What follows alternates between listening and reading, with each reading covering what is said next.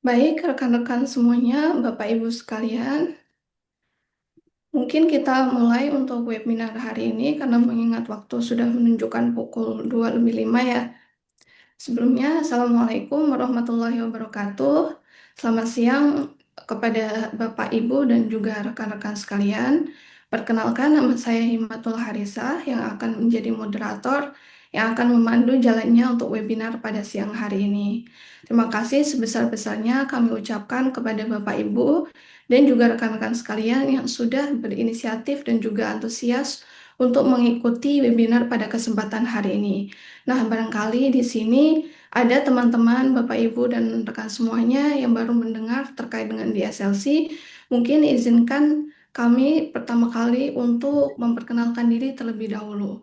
Dwinanto Strategic Legal Consultant atau yang biasa disebut DSLC merupakan firma hukum yang berlokasi di Jakarta dan Surabaya yang mempunyai fokus di bidang korporasi, komersial, ketenagakerjaan, perpajakan, dan juga penyelesaian sengketa. Di tahun 2025 ini, DSLC memfokuskan diri salah satunya dengan melakukan advokasi hukum, yaitu salah satunya dengan mengadakan webinar seperti ini yang mengakomodir dan membahas terkait dengan isu-isu hukum yang sedang banyak diperbincangkan saat ini. Nah, pada kesempatan webinar kali ini, kami mengangkat topik terkait dengan hapus buku dan hapus tagih BUMN, ya, karena memang saat ini sedang hangat-hangatnya dibahas terkait dengan perubahan Undang-Undang BUMN yang terbaru, yang salah satunya mengatur terkait dengan hapus buku dan hapus tagih BUMN yang merupakan ketentuan baru di dalam undang-undang tersebut. Nah, maka dari itu webinar kali ini akan membahas terkait dengan topik tersebut dengan menghadirkan narasumber yaitu dari Bapak Rizky Dwinanto selaku Managing Partner di SLC dan juga asosiat kami yaitu Muhammad Dafa Alfandi. Nah, kemudian mohon kepada Bapak, Ibu, dan juga rekan-rekan sekalian untuk dapat menghidupkan untuk kameranya agar webinar kali ini bisa berjalan dengan hikmat dan juga diskusinya lebih hidup. Mungkin tanpa berlama-lama lagi dan untuk mempersingkat Ya waktu, kan yang untuk teleponnya kan Bapak udah kasih nih. izin untuk yang belum mematikan mikrofon untuk dimatikan terlebih dahulu. Webinar kali ini akan kita lakukan dalam beberapa sesi, yaitu pertama akan ada opening remarks dari Bapak Rizky Dwinanto selaku managing partner kami, dan kemudian akan dilanjutkan pemaparan materi dari Mas Dava, kemudian akan ditutup dengan sesi tanya jawab.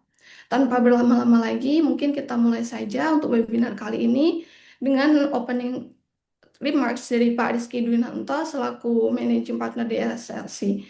Kepada Pak Rizky, untuk waktu dan tempat kami persilahkan. Oke, Bismillahirrahmanirrahim. Oke, Assalamualaikum warahmatullahi wabarakatuh. Selamat siang rekan-rekan semua. Thank you udah join di webinar hari ini. Di siang hari, hari Jumat. Biasanya kalau di minggu-minggu terakhir itu biasanya apa ya? Udah suasana-suasana kita mau holiday ya, weekend. Eh, dan kalau udah weekend biasanya agak apa ya? Fokusnya agak sedikit ke apa yang mau kita lakukan. Nah, saat ini Bapak Ibu sekalian ini malah ikut webinar dan kami sangat appreciate sekali kawan-kawan semua sudah join di hari ini. Eh, Tadi disampaikan sama Mbak Hima tentang hapus buku, hapus tagih. Kami mengangkat ini mungkin dengan beberapa pertimbangan yang apa ya, yang muncul dari beberapa diskusi yang kami lakukan kepada beberapa rekan-rekan di BUMN maupun Perum yang faktanya memang pada belum belum mengerti sekali tentang bahwa saat ini rezim di Undang-Undang BUMN yang baru itu memperbolehkan adanya satu mekanisme atau adanya satu cara, tata cara untuk menghapus buku dan menghapuskan hutang-hutang daripada BUMN maupun Perum tersebut. Nah, big questionsnya mungkin sebelum masuk sebagai trigger apa ya, trigger trigger question ke kawan-kawan semua. Pertanyaannya kenapa harus diatur sih hapus buku hapus tagih ini di dalam satu undang-undang? Dan kemudian second questionnya adalah kenapa kenapa saya punya hutang, korporasi punya hutang, itu harus dihapus bukukan atau hapus tagih. Kan kalau perusahaan punya hutang otomatis kan ya Uber terus dong sampai selesai, sampai dapat. Nah, ini kenapa nih dilakukan dan kemudian kenapa itu di apa? Kemudian kenapa itu didorong menjadi satu regulasi yang fix menjadi satu guidelines untuk para decision maker di Perum maupun BUMN untuk mengambil satu kebijakan tentang hapus buku dan hapus tagih tersebut. Nah, sebelum masuk ke sana dan reasoningnya seperti apa, kemudian bagaimana kita melihat satu regulasi tentang hapus buku, hapus tagih ini khususnya buat Perum dan BUMN, saya mau ajak sedikit tentang overview perubahan dari Undang-Undang BUMN itu sendiri, Undang-Undang 1 2025. Jadi Undang-Undang 1 2025 mungkin kita harus melihat tidak hanya hype di BPI dan Antara saja nih. Namun dalam secara keseluruhan, BPI dan Antara ini memang satu ikon yang sangat-sangat apa ya? Sangat-sangat sangat-sangat yang ikonik yang kemudian ini menjadi game changer dari model investasi atau model bisnis negara kita saat ini untuk kedepannya seperti apa. Tapi secara konsep di Undang-Undang BUMN juga kita harus paham nih bagaimana BUMN-BUMN ini nih. Si Persero-Persero dan Perum ini bagaimana untuk melakukan aktivitinya. Secara umum kami ambil tiga hal yang kemudian menjadi highlight. Meskipun ada beberapa yang signifikan perubahannya yang diatur di dalam Undang-Undang BUMN. Namun ada tiga hal yang kemudian ini benar-benar bisa dijadikan highlight yang sangat-sangat difference dibandingkan Undang-Undang BUMN yang lalu. Pertama adalah terkait dengan penegasan yang clear, terkait dengan penegasan yang clear dan rigid. Meskipun kita paham di beberapa putusan MK bahkan sudah ada sandurannya seperti itu terkait dengan BUMN sebagai kekayaan negara yang dipisahkan. Ke depan lagi tidak akan bisa ada satu peristiwa di mana kalau BUMN rugi, bahwa negara rugi. Kalau BUMN untung, bahwa negara untung. Jadi tidak lagi tuh diambil satu posisi ke depan bahwa clear and clear clear bahwa keuntungan kerugian dari BUMN ya merupakan keuntungan dan kerugian dari BUMN itu sendiri. Bahkan kalau kita lihat di beberapa kesempatan yang lalu ya, itu ada satu quote yang sangat-sangat menarik tuh dari presiden kita ya, Bapak Prabowo Subianto, yang merespon isu tentang adanya BUMN yang minta PMN. Kalau dulu tuh semua BUMN ya bergerak not as a corporate, jadi as a, as a, ya menjalankan tugas. Nah, ke depan tidak lagi bisa BUMN tersebut dia hanya berpangku tangan dari negara dan negara saat ini ya mereka harus melakukan satu bentuk aksi korporasi yang memang adalah ending goalnya adalah business oriented yang kemudian profitable. Jadi clear di dalam 1 2025 itu dipisahkan antara BUMN dan keuangan negara. Nah, nextnya adalah eh, government judgment rules atau business judgment rules. Kalau dulu kita bicara malah perubahan yang paling yang kemudian paling nyata adalah kalau dulu kita bicara tentang government judgment rule BUMN itu trigger pointnya adalah government judgment rule. Nah, ke depan pendekatannya sudah business judgment rule. Jadi setiap yang dilakukan oleh si Persero tersebut, Perum, itu dirasiokan atau diperingkan atau dikomparasikan dengan apakah keputusan ini memenuhi konsep business judgment rule. Jadi tidak lagi in benchmarking government judgment rule, tapi lebih ke arah ke business judgment rule. Nah, dua hal ini yang kemudian menjadi dominate daripada perubahan di Undang-Undang BUMN tersebut. Yang paling menarik adalah konsep pertanggungjawaban. Nah, jadi nanti organ karyawan BPI Data Negara, direksi, komisaris, karyawan BUMN itu bukan lagi penyelenggara negara. Nah, ini yang kemudian men-trigger satu quote dari Bapak Kartiko. Kalau kita ingat dulu Bapak Kartiko bilang bahwa sebelum ada Undang-Undang BUMN, BUMN itu was-was melakukan hapus buku. dan hapus tagih karena khawatir adanya satu moral hazard mengingat kerugian BUMN serta merta merupakan kerugian keuangan negara. Jadi jangankan menghapus buku, menghapus tagih, nggak bisa ditagih aja, ada itu kerugian negara. Salah apa? Salah kebijakan, apa? Salah mengambil satu keputusan yang kemudian itu sifatnya kebijakan korporasi yang kemudian rugi itu bisa masuk dalam konteks kerugian negara. Dari overview yang tadi kami sampaikan, tiga hal. Yang pertama adalah kekayaan negara yang dipisahkan, dijelaskan dengan tegas, dan kemudian business judgment rule-nya itu menjadi benchmarking untuk kedepannya, tidak lagi government adjustment rule. Yang ketiga adalah pertanggung yang benar-benar clear bahwa dia bukan penyelenggara negara. Jadi organ semuanya itu adalah bukan penyelenggara negara. Nah, ini yang menarik Bapak Ibu sekalian yang perlu ditangkap konsep terkait dengan apa sih yang menjadi marwahnya daripada perubahan Undang-Undang BUMN 2023 2025 ini. Nah, berangkat dari sana masuk ke dalam satu tadi disampaikan oleh Mbak Hima mengenal hapus buku, hapus tagih BUMN dan Perum.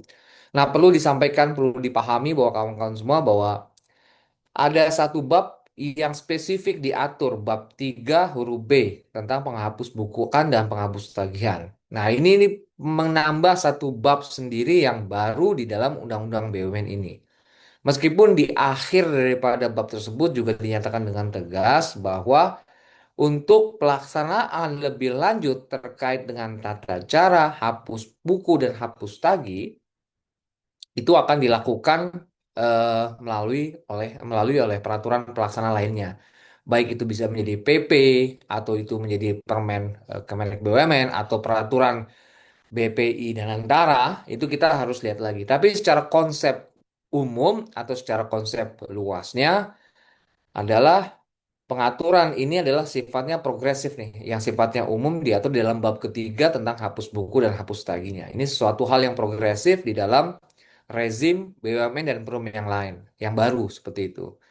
Nah, ini perlu disounding dengan jelas, dengan tegas bahwa jadi nanti direksi perum, let's say perum baru diangkat saat ini kan sudah banyak tuh eh, BUMN yang baru diganti ya. Direksi BUMN diganti, komisaris diganti, perum direksinya pengurus daripada perum juga diganti. Nah, hal ini yang kemudian pas di saat mereka masuk pasti kan mereka akan melihat portofolio daripada laporan keuangannya. Wah, ternyata ini banyak banget liabilities, kemudian banyak juga piutang-piutang. Ini mau seperti apa nih hutang-hutang seperti ini? Nah, perlu dicermati bahwa saat ini rezim ke depan, Bapak Ibu sekalian pemangku kepentingan sebagai pemegang direksi, komisaris maupun pengurus daripada perum dapat melakukan mekanisme hapus tagih dan hapus buku daripada laporan keuangan yang lalu. Goalnya apa? Pasti kan pertanyaan seperti itu. Ngapain saya hapus buku, hapus tagih? Nah, konsep hapus buku, hapus tagih ini perlu dipahami kawan-kawan semua. Dalam konteks keuangan, ini akan mencerminkan laporan keuangan yang akurat. Jadi kalau misalnya kita sudah hapus tagih, hapus buku, otomatis NPL rasionya turun. NPL rasio turun, otomatis akan attracted para investor. Otomatis laporan keuangan yang menarik, terlihat bahwa oke, ini perseronya oke, perumnya oke. Nah, ini yang kemudian me-attract para investor untuk masuk. Otomatis kalau NPL-nya itu turun, NPL rasionya turun, maka return of asset atau return of equity-nya naik. Nah, attracted ini yang kemudian membuat satu perusahaan ini menjadi sehat. Seperti itu. Bahkan kalau kita tahu kalau misalnya eh, ini perusahaan yang tidak sehat, dan kita lihat NPL-nya sangat-sangat tinggi. Nah, ini beberapa menjadi concern kalau kita lihat beberapa himbara selalu menyatakan hal demikian. Nah, tadi disampaikan di awal bahwa belum secara spesifik diatur terkait dengan hapus buku dan hapus tagih. Ini clear. Karena untuk bisa melakukan rigid activity itu kita harus mengklister menyelesaikan seluruh tahapan regulasi yang ada. Nah, di dalam bab 3 ini memang ada satu regulasi yang harus dilalui terlebih dahulu sebelum bisa lakukan. Tapi para direksi itu bisa mengambil satu konsep terkait dengan hapus buku ini terkait dengan kriterianya seperti apa. Jadi, apa kriteria objek yang bisa dihapus tagihkan dan hapus bukukan? Jadi, kriteria objek pertama adalah aset-aset BUMN yang piutangnya macet, yang telah dilakukan upaya penagihan secara optimal, namun tidak ditagih dan tidak disebabkan adanya kesalahan. Kesalahan itu side streaming, kemudian ada yang sifatnya itu eh, melanggar business judgment rule yang tadi disampaikan. Jadi ada activity yang harus dilakukan terlebih dahulu sebelum dilakukan write off. Contohnya detailnya apa nih, Mas? Seperti itu.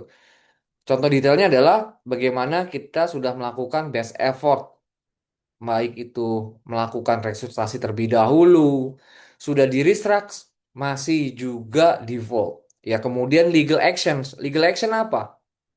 Ya, sudah collecting, jual aset, eksekusi aset, claim, corporate guarantee, claim, personal guarantee, do all activity terkait penagihan. Best effort sudah dilakukan. Dan kriteria selanjutnya memang kan kita melihat bahwa di POJK juga mengatur bahwa utang-utang yang di atas 180 atau 3 atau 200 yang non kolektif masuk di dalam kategori K5 ya harus dilakukan clear up di laporan keuangannya. Entah itu kemudian di set off, dihapus tagih sehingga cadangannya naik. Nah, ini hal-hal yang kemudian kriteria objek utama, aktivitas itu sudah dilakukan terlebih dahulu, baru bisa masuk untuk persetujuan pelaksanaan. Untuk Perum, persetujuan pelaksanaannya melalui Menteri BUMN. Sedangkan Persero itu memerlukan persetujuan BPI dan Antara. Nah, ini yang kawan-kawan perlu, halo. Ini yang kawan-kawan yang perlu di apa perlu dipaham apa perlu perlu perlu perlu eh, dicermati bahwa kriteria objek itu harus sudah dilakukan best effort. Apa best effortnya, Mas? Ya tadi tuh legal maupun secara finance restrukturisasi. Masuk klasifikasi itu masuk bergeser tentang persetujuan pelaksanaan. Bagi Perum tadi disampaikan dan Menteri dan juga Persero untuk PPI dan Tra. Nah, setelah itu sudah dilakukan persetujuan dapat maka dihapus buku dan dihapus tagih. Ini apply to BUMN yang itu baik lembaga keuangan, non keuangan, karya dan BUMN lainnya. Pasti kan BUMN itu kan crossing tuh. Cross apa ya? Cross jaminan tuh. BUMN ini punya utang sama ini, support gak ada seperti nah itu bisa bisa sekali untuk dilihat mekanisme ini seperti itu. Nah, setelah kriteria objek persetujuan pelaksanaan masuk ke dalam pelaporan pelaksanaan. Laporan pelaksanaan dilaporkan bertahunan yang kemudian juga bisa sifatnya itu sewaktu-waktu jika diperlukan. Dan sifatnya pelaporan ini lebih mensederhanakan. Jadi kalau dulu kita ingat di rezim Undang-Undang BUMN yang baru, setiap activity-activity hutang itu harus persetujuan DPR, MPR, seperti itu. Nah, kalau saat ini mungkin ada pergeseran di mana hanya sifatnya pelaporan. Jadi BPI Natana nanti melakukan pelaporan bahwa sudah dilakukan hapus buku, hapus tagih terhadap beberapa hutang daripada BUMN dan juga Persero. Nah, ini menjadi menarik.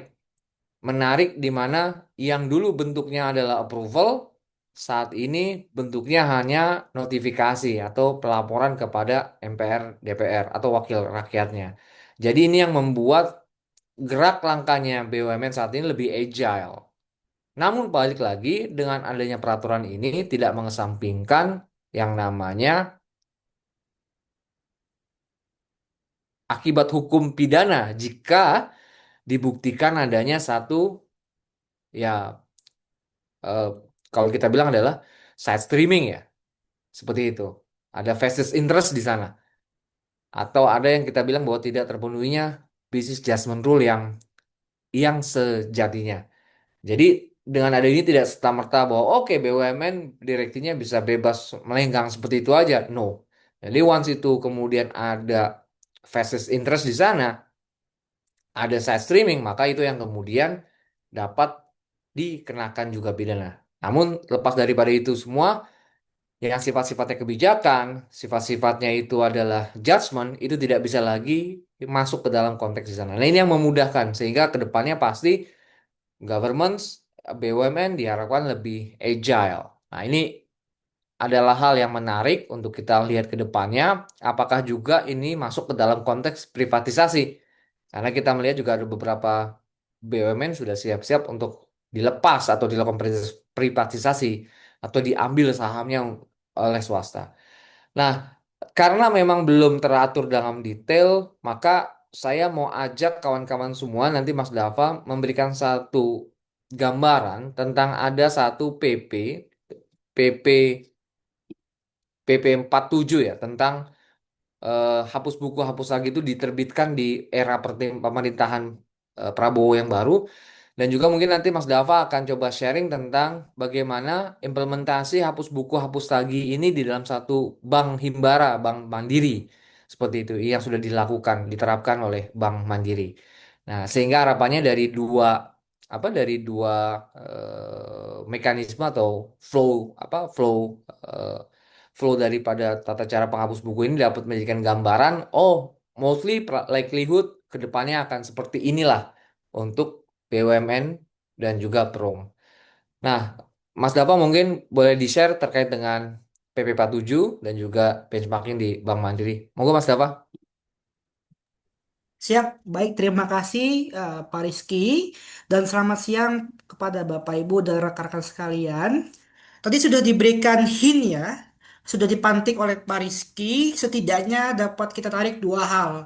Yang pertama tentunya adanya fleksibilitas yang diberikan kepada BUMN dengan adanya perubahan paradigma pengawasan negara terhadap BUMN yang pada mulanya itu mencirikan adanya government judgment rule, kemudian beralih kepada business judgment rule.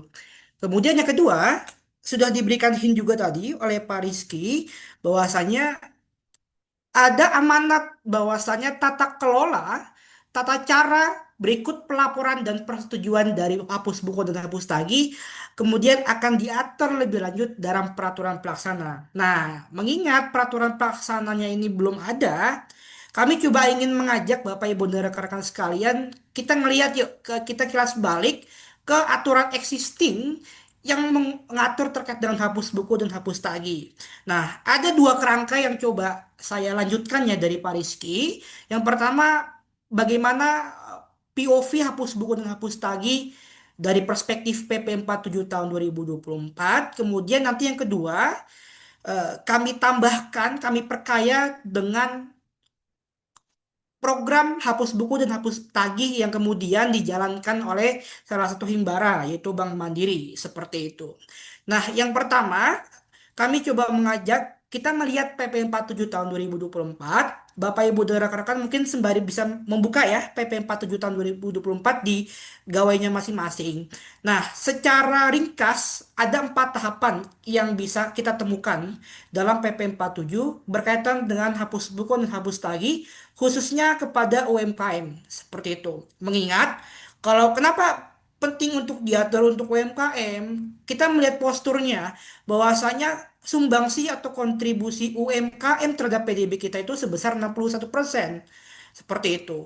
Dan penyaluran kredit kepada UMKM kepada terutama daripada bank maupun bank BUMN maupun LJK non bank BUMN itu sungguh besar seperti itu porsinya. Jadi penting sekali dalam rangka apa? Dalam rangka memberikan akses kemudahan yang tidak bersifat strict secara mutlak untuk pembiayaan kepada UMKM. Nah, yang pertama yang perlu kita perhatikan tentunya ada verifikasi kriteria aset. Nah, Bapak Ibu dan rekan-rekan sekalian, verifikasi kriteria aset ini sangat penting dilakukan. Kenapa? Agar pelaksanaan hapus buku dan hapus tagih tidak menimbulkan moral hazard. Oke, sudah diberikan karpet merah nih dengan hadirnya undang-undang BUMN yang baru. Tapi tentu kalau kita melihat ke PP 47 ada sudah kriteria yang harus dipenuhi seperti itu. Nah, tentunya kalau dalam konteksnya UMKM ya, aset yang harus dipenuhi yang pertama sekali adalah merupakan kredit dengan nilai pokok piutang maksimal 500 juta per debitur. Nah, kemudian yang kedua telah dihapus bukukan minimal 5 tahun pada saat PP 47 tahun 2024 ini mulai berlaku. Jadi mulai dari poin kedua ini kita bisa melihat bahwasanya eh, pelaksanaan hapus buku itu nggak serta-merta langsung otomatis boleh melakukan hapus tagih seperti itu. Kemudian yang ketiga adalah bukan kredit yang dijamin dengan asuransi atau penjaminan kredit. Kemudian yang keempat, ini sangat penting, tidak terdapat agunan. Tapi catatannya adalah jika terdapat agunan, yang pertama, agunan tersebut dalam kondisi yang tidak memungkinkan untuk dijual. Oke. Kemudian yang kedua adalah agunan tersebut sudah terjual.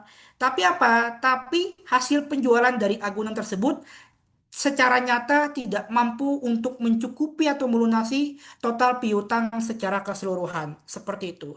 Jadi itu kriteria aset yang bisa Bapak Ibu dan rekan-rekan pantau ya dalam PP 47 tahun 2024. Kemudian apa? Kemudian ketika pada akhirnya piutang macet ini telah terverifikasi dan mendapatkan approval, langsung kepada tahap yang kedua yaitu persetujuan. Oke? Kemudian persetujuan ini bank maupun LJK non-bank BUMN harus mendapatkan persetujuan atau approval dari Menteri BUMN seperti itu. Nah, ini kita mengacu ke PP 47 yang tentunya ada sedikit perbedaan nantinya dengan regulasi yang lain khususnya Undang-Undang Nomor 1 tahun 2025. Setelah mendapat persetujuan apa? Lanjut ke dalam dokumentasi dan pencatatan. Yang mana untuk ketentuannya, dokumentasi dan pencatatan ini harus dilakukan paling sedikit selama 10 tahun sejak tanggal hapus buku dan hapus tagih itu dilakukan oleh bank maupun non-bank BUMN seperti itu. Dan bagaimana secara teknisnya? Secara teknisnya perlu dilakukan suatu pemuktahiran data debitur disubmisi atau harus diproseduralkan dalam sistem layanan informasi keuangan yang diselenggarakan oleh otoritas jasa keuangan. Nah, kemudian setelah melakukan dokumentasi dan pencatatan, maka adanya penyampaian laporan realisasi yang mungkin sebelum rezim dari Undang-Undang Nomor 1 tahun 2024 itu harus melaporkan pelaksanaan realisasi kepada Menteri BUMN. Kemudian setelah disampaikan ke Menteri BUMN secara linear, Menteri BUMN akan menyampaikan kepada Presiden dengan tembusan kepada Menko Perekonomian, Menteri Keuangan, berikut dengan Menteri Koperasi dan UMKM. Jadi empat tahapan ini yang bisa Bapak Ibu dan rekan-rekan sekalian cermati dalam pelaksanaan hapus buku dan hapus tagih berdasarkan overview dari PP 47 tahun 2024 khususnya kepada UMKM seperti itu. Nah, lantas gimana sih kalau misalkan praktiknya itu dalam Himbara secara konkret ya? Karena ini kita kan based on regulasi yang hanya memberikan garis dan haluan dasar seperti itu. Lantas bagaimana pelaksanaan konkretnya yang dituangkan ke dalam program langsung dari bank-bank maupun non-bank BUMN yang telah terjadi. Nah, kami coba untuk menyediakan atau menggambarkan, menyajikan berkaitan dengan salah satu program dari Bank Mandiri, yaitu segmen Retail Micro and Productive and Small Medium Enterprise. Jadi dalam program ini kita coba lihat nih, gimana sih pada akhirnya proses hapus buku dan hapus tagih ini diajukan. Hingga pada akhirnya end goal-nya apa? End goal-nya adalah dituangkan dalam suatu keputusan tertulis sebagai legalitas untuk dilakukannya hapus buku dan hapus tagih.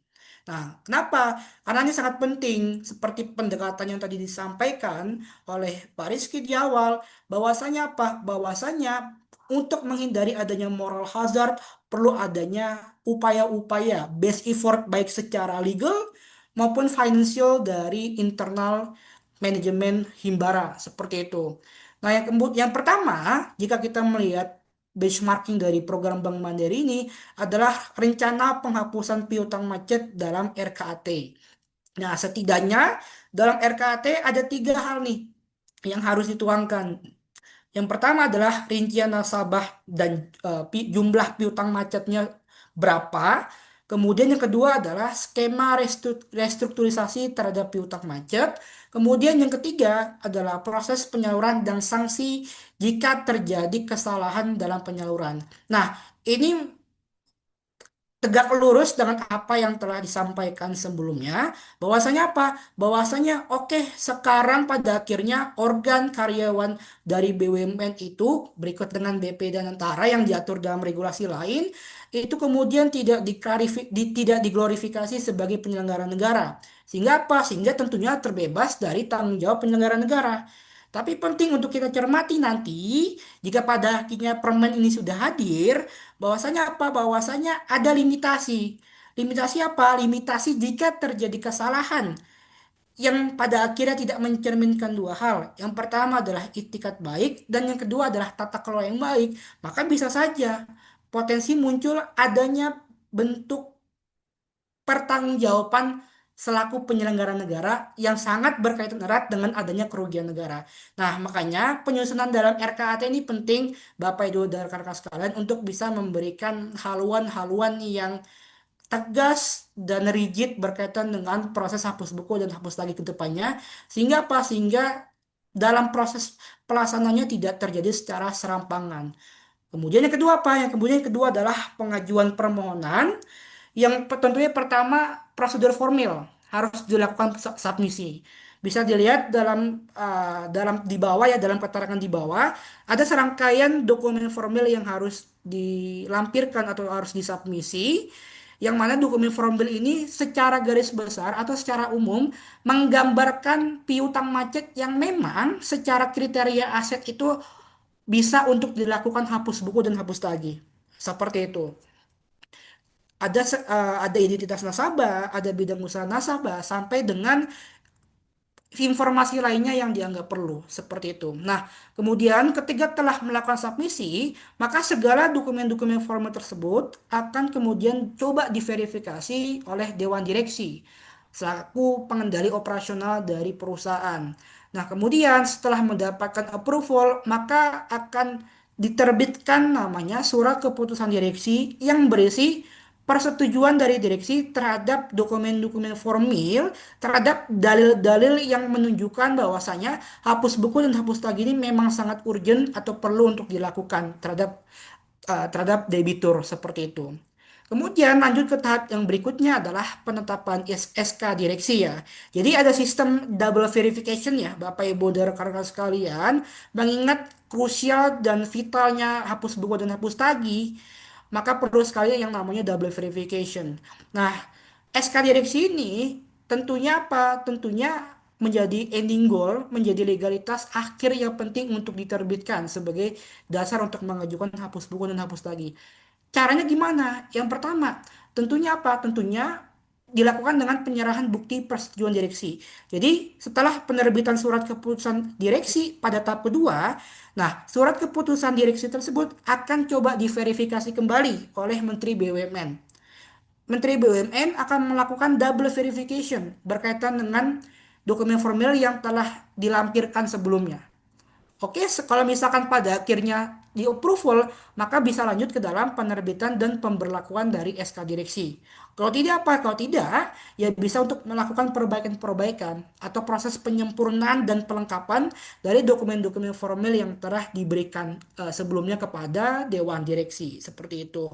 Dan ketika pada akhirnya telah diterbitkan dan dinyatakan berlaku mengikat secara internal perusahaan, maka dengan saat itu pula Himbara dapat melakukan hapus buku dan hapus tagih, seperti itu.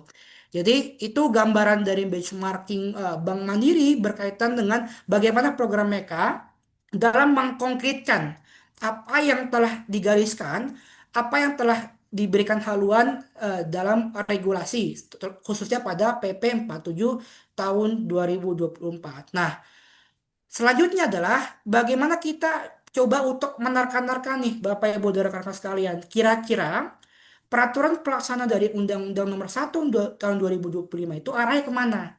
Nah, memang asumsi kami adalah tidak akan jauh dari apa yang diatur dalam PP 47 tahun 2024 ataupun dengan apa yang telah dituangkan dalam program masing-masing dari Bank Himbara maupun non-bank BUMN seperti itu. Jadi kira-kira seperti itu gambaran besarnya. Tahapannya kira-kira seperti itu. Mungkin hanya beberapa adjustmentnya, khususnya terkait dengan adanya keterlibatan BPI dan Antara dalam proses persetujuan dan juga pelaporan pelaksana realisasi hapus buku dan juga hapus tagih. Jadi itu yang bisa saya lengkapkan ya dari overview yang telah Pak Rizky sampaikan di awal. Pada intinya apa? Pada intinya BUMN baik itu bank maupun LJK non-bank setidaknya sekarang dapat bernafas lega untuk bisa melakukan hapus buku dan hapus tagih, tidak lagi dibayang-bayangin oleh adanya jeratan potensi tindak pidana korupsi akibat kerugian negara yang ditimbulkan dari aktivitas BUMN itu sendiri.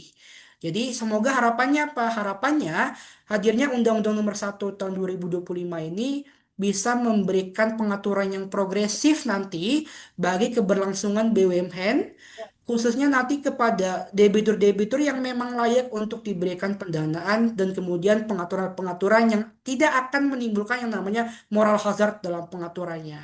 Mungkin itu dari saya menanggapi apa yang disampaikan dengan Pak Rizky tadi.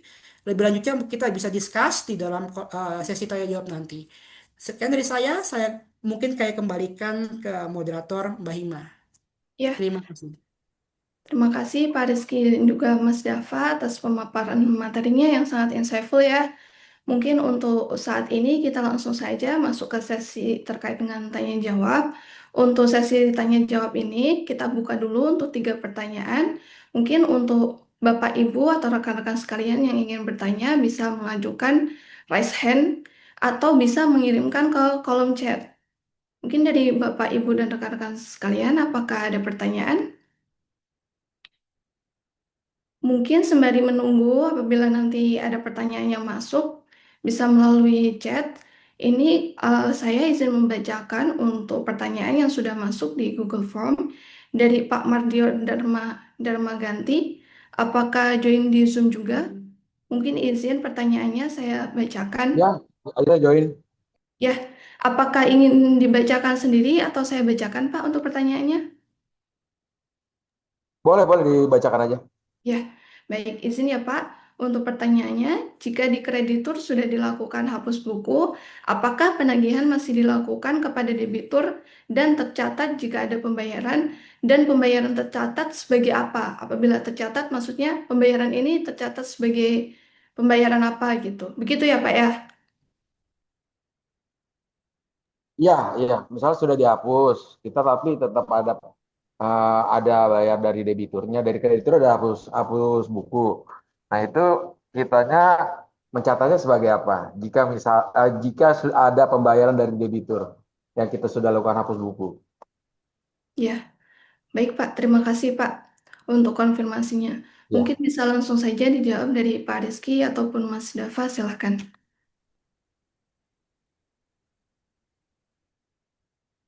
Oke, se- halo, halo ya Pak. Ya, ya, terdengar Pak. oh kedengeran ya? Hmm, Ya. Saya hmm, pikir di mute. hmm, Karena udah siang ini biasanya makin sore makin pengen bobo, Pak. Jadi Pak, thank you Pak. Jadi itu good questions banget Iya, karena pertanyaan selanjutnya kan kalau di kreditur sudah dihapus, terus kok kenapa masih ditagih seperti itu? iya, Seperti itu kan kadang-kadang dan kemudian pertanyaan selanjutnya kalau misalnya sudah hapus, ditagih, terus nanti pas di saat pendapatan masuknya di mana dicatatkan seperti apa?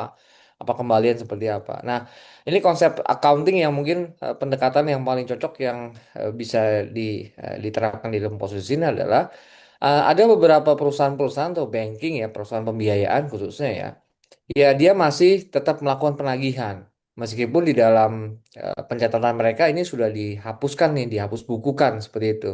Tapi memang ada collecting kalau kalau kita dulu kalau di beberapa perusahaan banking ya, itu adanya asset recovery ya. Itu dia masuk ke dalam iya definisi benar. asset recovery dan dia Ya. masih tetap melakukan collecting. Nah, biasanya pas di saat itu berhasil dilakukan collecting, yaitu masuk ke dalam pendapatan lain-lain. Nah, dalam konteks ini yang kemudian juga perlu dipahami, Pak, Bapak Ibu sekalian, bahwa ya memang ketentuan ini kenapa dilakukan? Ini lebih ke arah membuat satu kerapihan dalam laporan keuangan dari perusahaan tersebut. Jadi hapus buku, hapus tagih ini buat apa sih? Buat si kreditor agar pembukuannya dia rapi sesuai dengan prinsip akuntansi. Kalau di bank tuh di Hmm. Basel 3 ya. Di Basel 3 itu memang kan ada Biasa standar di juga mana ya. kalau udah lebih dari 340 hari ya dia harus clear up tuh. Dia harus cadangkan dan kemudian harus dikompensate yang kemudian harus di clear up. Sehingga apa? Harapannya tercermin dengan real bahwa sebenarnya perusahaan ini sehat atau tidak sehat. Nah, di sisi lain memang tidak juga serta-merta itu menghapuskan atau menggugurkan kewajiban daripada debitur. Tidak demi hukum lanjut seperti itu. Hmm. Tapi memang kreditur ini tidak lagi dituntut secara korporasi untuk terus-terus melakukan collecting seperti itu. Bahkan ada juga yang sudah dialihkan ke pihak ketiga tuh dijual seperti itu. Hmm. Jadi konsep di sini lebih karena pendekatan konsep akuntansinya. Jadi kalau konteks pendekatan hukumnya ya kita lihat kita harus merujuk kepada KUH Perdata sendiri. KUH Perdata jelas bahwa hutang itu hapus karena pembayaran, set off, daluarsa juga salah satunya seperti itu. Kurang lebih itu, Mas. Ya, Thank you. boleh tambah lagi pertanyaannya, Boleh, Mas? Boleh. Mas Rizky ya. Ya, Oke. terkait kondisi perusahaan yang sekarang saya bekerja nih di PT PAM Pembiayaan Maritim, kedengeran ya Mas ya? Terdengar, Pak? Nah, kan kita sudah kondisinya bubar sesuai akta di 1 November 2024 kemarin. Nah, dengan hubungan undang-undang yang sekarang kita sedang bahas diskusikan overview terkait Undang-Undang Nomor 1 Tahun 2025 hapus buku dan hapus tagih, apakah bisa untuk melakukan hal yang ada sesuai dengan isi dari hapus buku, hapus tagih yang ada di sini, yang ada di Undang-Undang Nomor 1 di 2025, seperti itu. Ya, Hmm. makasih Pak Mardior. Jadi Ya, follow kita up di question jasa tadi keuangan kalau kita. Nah, kalau PT gimana? Panembahan Maritim sendiri adalah jasa keuangan. Ya, Ya, dia sudah dibubarkan ya per ya, Maret dan kita masih 2024 ya. dibubarkan pada November dan cabut izin usaha OJK-nya terbit Oh, ICU ya. di April tanggal 15 2025 kemarin. Namun kita masih ada NPF seperti itu. Oh, masih ada NPL Iya, masih ada. di eh, BUMN atau di swasta? Eh, kepada kepada swasta, kepada kita modalnya Hah? kita BUMN. Heeh. Nah, itu ada hubungannya nggak? Apa bisa dilakukan hapus buku, hapus tagih sesuai Undang-Undang Nomor 1 Tahun 2025, Mas? Oke, thank you Pak. Saya sedikit Nah, menjawab pertanyaan tadi. ya. Saya posisikan bahwa perusahaannya Pak Dior ini swasta ya. Swasta Hmm. yang kemudian sudah diciu cabut izin Heeh. usaha oleh OJK. Bukan swasta, Mas. Maaf, Mas. BUMN. Oh, BUMN ya?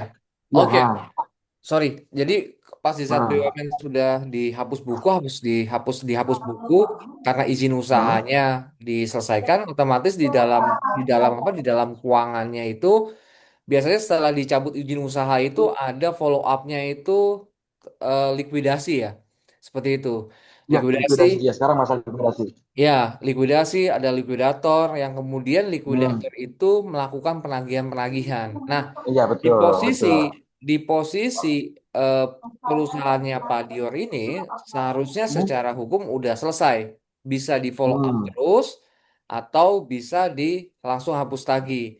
Tapi balik Hmm. lagi in reference tadi di undang-undang eh, BUMN yang baru ya, langkah-langkah yang Hmm. harus dilakukan adalah actions, lakukan legal actions. Nah, saat ini Hmm. restrukturisasi otomatis sudah bukan menjadi opsi, tapi lebih ke arah Hmm. saatnya adalah legal actions. Nah, Ya. kurator, sorry, likuidator Likuidator. itu harus didorong untuk melakukan Hmm. legal action terlebih dahulu, Pak. Seperti itu. Hmm. Melakukan legal action terlebih dahulu sampai dengan maksimal.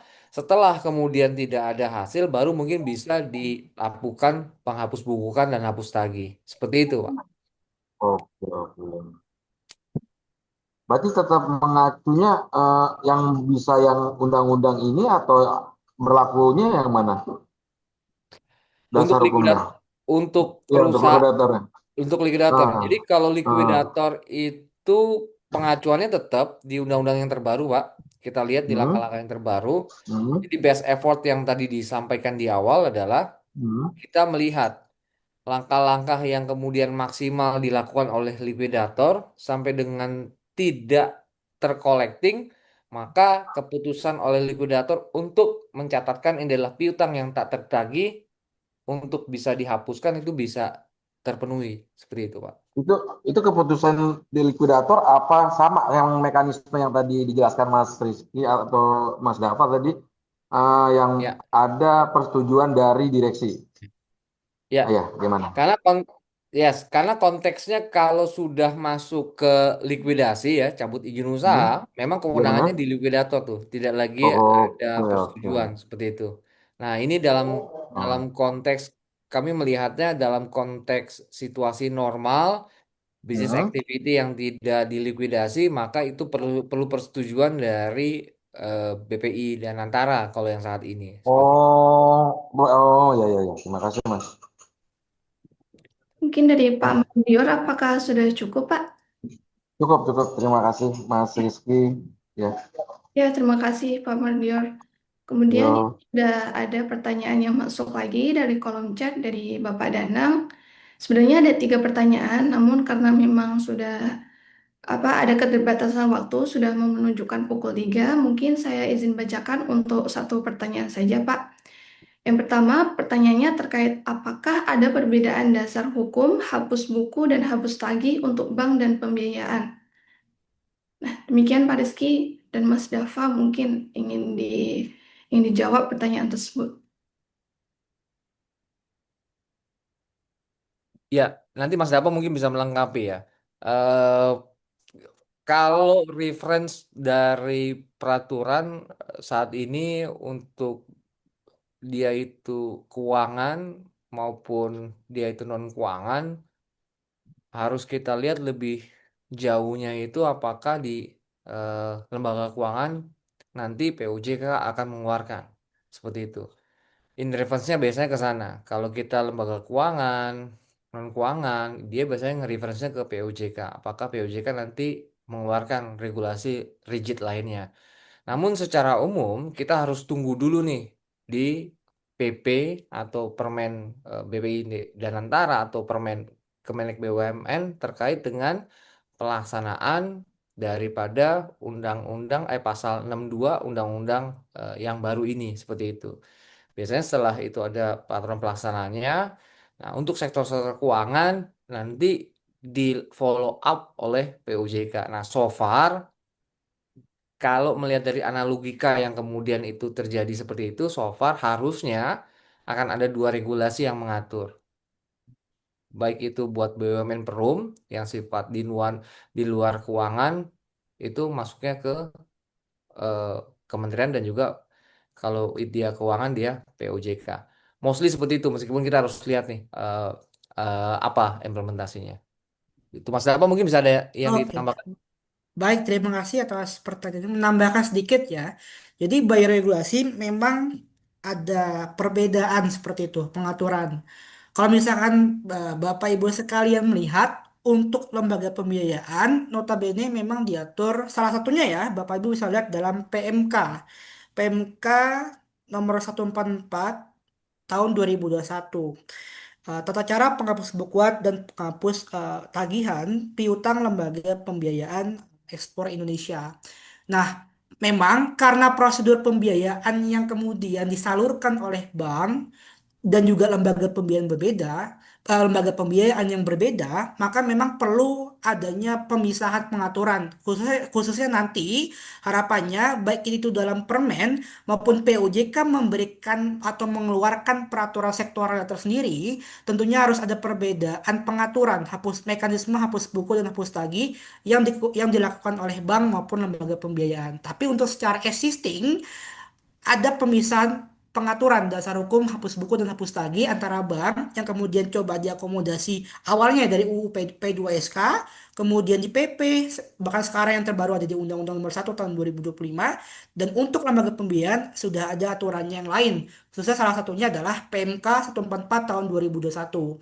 Untuk yang lain, pengaturan lain nanti Bapak Ibu dan rekan-rekan bisa cek sendiri seperti itu.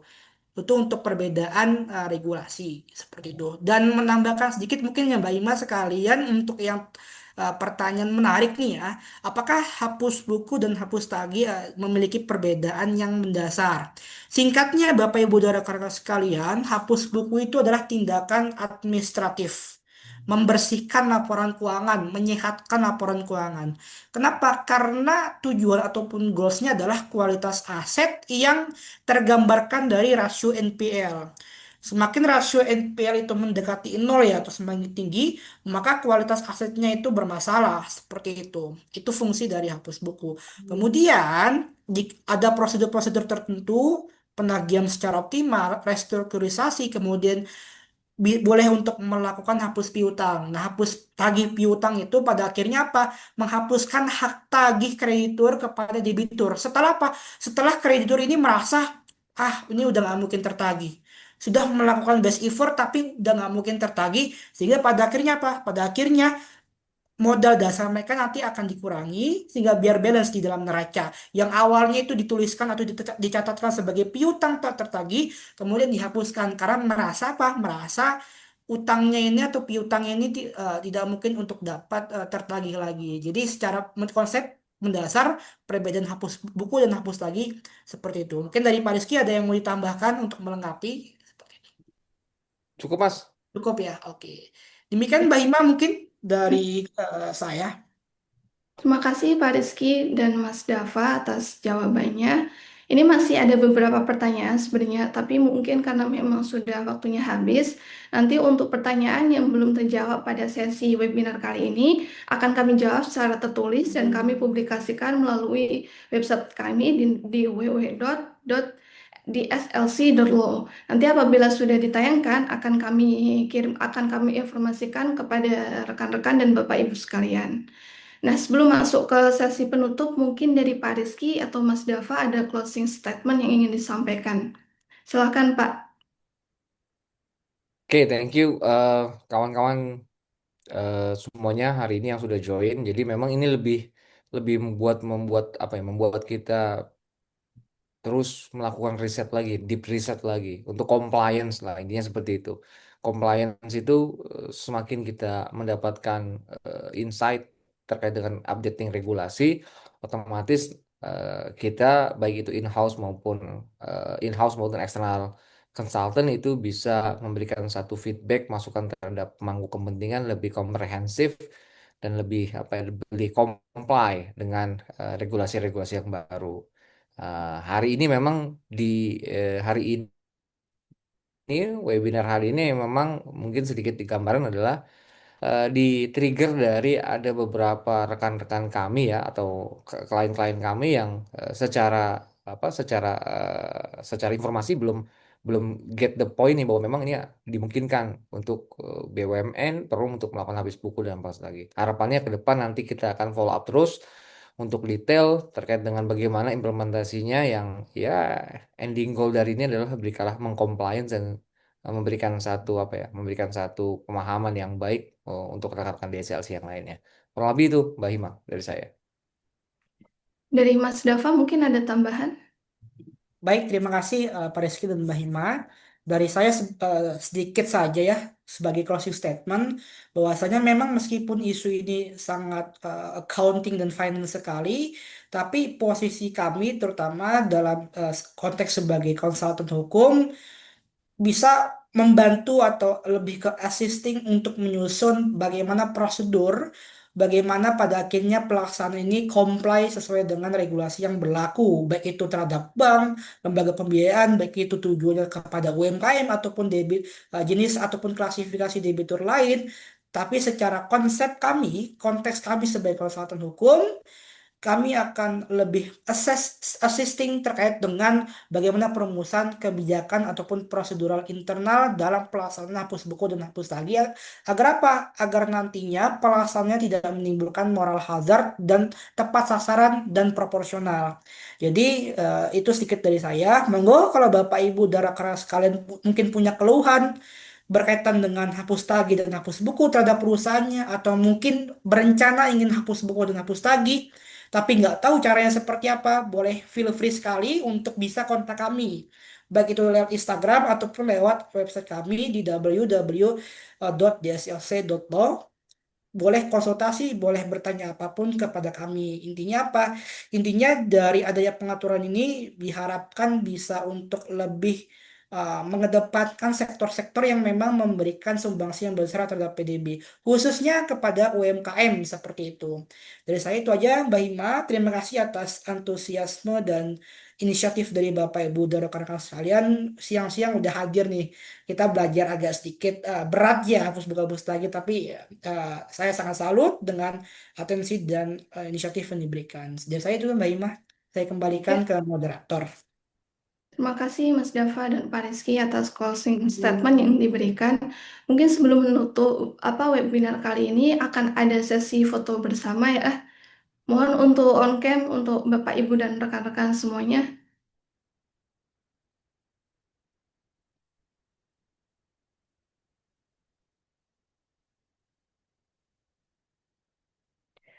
Dari tim DSLC mungkin dibantu untuk screenshot ya. Ya, Bapak Ibu bisa on cam, kita akan mulai sesi foto bersama. Bisa dimulai dari sekarang. Satu, dua, tiga. Satu, dua, tiga. Baik, kembali lagi ke moderator. Ya, terima kasih. Terima kasih untuk Bapak, Ibu, dan rekan-rekan semuanya. Seperti yang tadi Mas Dava sampaikan, apabila memang dari Bapak, Ibu, dan rekan-rekan semuanya terdapat hal-hal yang ingin dikonsultasikan kepada kami, mungkin bisa langsung menghubungi kami, baik via email di info@dslc.law atau bisa mengunjungi website kami. Perlu kami sampaikan juga, mungkin untuk agenda di kemudian hari, kita akan juga mengadakan seminar yang diadakan secara offline, kira-kira di tanggal 23 Juni tahun 2025. Untuk tempatnya masih masih akan menunggu informasi lebih lanjut. Ini akan membahas terkait dengan debt restructuring. Mungkin dari Bapak, Ibu, dan rekan-rekan semuanya, apabila memang tertarik, nanti bisa menunggu update-nya di sosial media kami, baik di Instagram maupun di LinkedIn ya Bapak, Ibu, dan rekan-rekan sekalian. Mungkin demikian terkait dengan webinar hari ini. Apabila ada salah kata, mohon dimaafkan. Mungkin sampai ketemu di webinar atau seminar di SLC selanjutnya. Selamat siang. Selamat siang, terima kasih. Thank you semuanya.